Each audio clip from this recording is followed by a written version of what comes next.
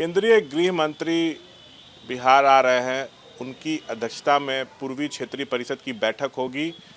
नीतीश कुमार भी बैठक में शामिल हो रहे हैं। हम सीधा जदयू के मुख्य प्रवक्ता नीरज जी से बात करेंगे। नीरज जी, 15 महीने के बाद नीतीश कुमार और अमित शाह किसी मीटिंग में आमने सामने होंगे। क्या कुछ होने वाला है और आप लोग की क्या डिमांड्स रहने वाली है? क्या डिमांड होने वाला है यह मैं नहीं जानता, लेकिन मैं पूछता है बिहार, क्योंकि आदरणीय नरेंद्र मोदी जी ने चुनावी गारंटी में बोला था कि बिहार को विशेष दर्जा, विशेष सहायता, विशेष कृपा रहेगी। तो सुखाड़ के लिए गुजरात के अमरेली, भावनगर, जामनगर, जूनागढ़, कच्छ, पोरबंदर, राजकोट, सुरेंद्रनगर और गिर सोमनाथ जिले को विशेष श्रेणी का दर्जा मिलेगा। महाराष्ट्र के विदर्भ और मराठावाड़ा को मिलेगा। तो बिहार बाढ़ से पीड़ित है, कोसी की त्रासदी झेलते हैं, टाल के इलाके में जल प्रबंधन के लिए आपके पास कोई भी सहायता नहीं। तो आखिर इसका गुनाह बिहार के लोगों का क्या है?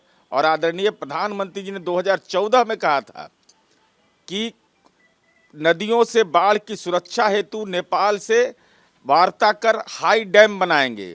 5 बार आदरणीय प्रधानमंत्री जी नेपाल गए, बाबा पशुपतिनाथ का दर्शन किया, लेकिन 56 इंच के सीना के प्रधानमंत्री जी नेपाल के राष्ट्राध्यक्ष से सहमति नहीं बना पाए कि नेपाल में हाई डैम बने और कोसी के इलाके का उद्धार हो।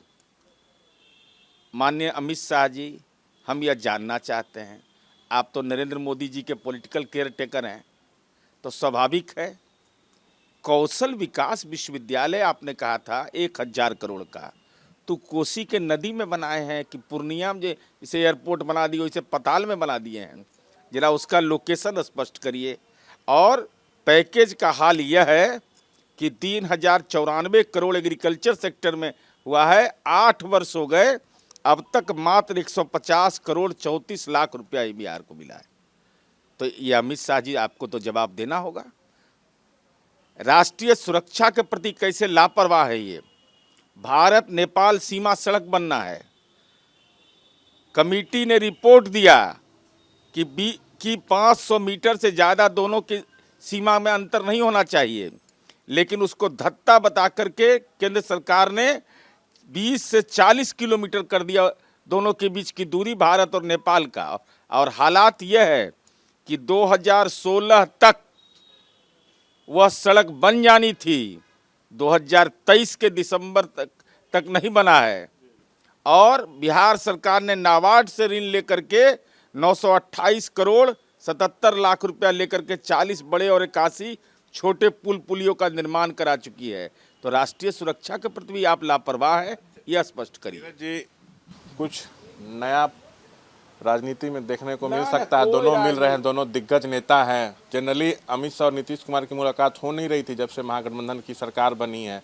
तो क्या कुछ नरम रुख अब नीतीश जी भी अख्तियार करेंगे? नरम रुख किस बात का भाई? राजनीति में तो सीधा सीधी होता है। पूर्वोत्तर क्षेत्र परिषद की बैठक G20 का इवेंट है क्या? अरे तो नॉर्मल रूटीन बैठक होती है, रूटीन बैठक हो रही है। इसी तरह का कुछ ये उम्मीद रखने की जरूरत नहीं, कुछ नया कुछ हो। अब भाजपा वाला राहत महसूस करता है क्या? हम कई तरह के कयास भी लग रहे हैं। नहीं, कयास तो वो लोग लगाते हैं जो 45 MLA की पार्टी माननीय नीतीश कुमार जी का, और राजनीति इनके इर्द गिर्द घूमता है। यही तो नीतीश कुमार जी के व्यक्तित्व का उदाहरण है। तो अमित शाह का जो बिहार दौरा आज है, पटना में बैठक करने वाले हैं, उसके पहले जदयू ने कहा है कि बिहार को आप विशेष राज्य का दर्जा तुरंत दीजिए ताकि बिहार का तेज़ी से विकास हो। और भी कई मांग नीरज कुमार ने की है। साथ में ये भी कह रहे हैं कि नीतीश से आज अमित शाह मिलेंगे, लेकिन इसको लेके किसी भी तरह का कोई एक्सपेक्टेशन नहीं रखना चाहिए कि कुछ बड़ा पॉलिटिकल उलटफेर हो जाएगा। किसी भी तरह की कैशबाजी की ज़रूरत नहीं है। ये सरकारी मीटिंग है। महागठबंधन बिहार में एकजुट है। कैमरा पर्सन शैलेश के साथ शशांक कुमार, ABP न्यूज़ पटना।